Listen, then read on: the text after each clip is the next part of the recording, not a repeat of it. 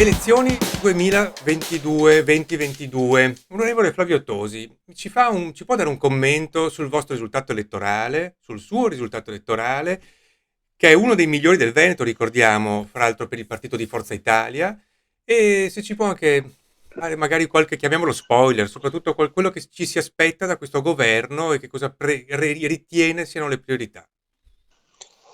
Beh, allora, sul risultato devo dire, intanto devo ringraziare l'onorevole Berlusconi, il presidente,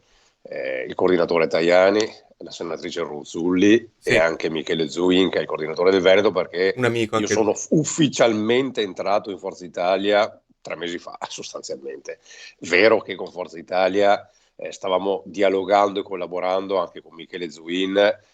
con Licia Ronzulli da 2 anni in realtà, però diciamo l'ingresso ufficiale di Claudio Tosi avviene 3 mesi fa e quindi li ringrazio per avermi concesso questa possibilità. Sul risultato siamo contenti perché diciamo da Roma in su, perché poi sappiamo che in Forza Italia ci sono alcune regioni dove è più radicata e più forte, però da Roma in su è il secondo risultato perché dopo un collegio in Piemonte il nostro è stato il miglior risultato in assoluto da Roma in su e quindi vuol dire che il radicamento territoriale, che è quello che dovremmo cercare di fare insieme a Forza Italia, cioè Forza Italia, visto che altri partiti lo stanno perdendo il radicamento territoriale, perché se vediamo il risultato della Eh Lega, sì, Fratelli d'Italia è un partito con una leader fortissima, ma anche quello non ha un'organizzazione territoriale robusta e quindi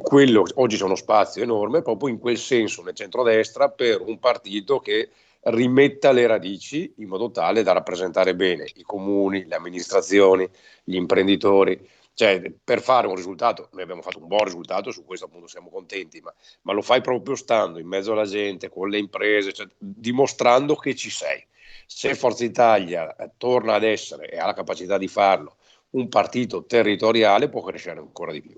chiarissimo, chiarissimo, molto interessante.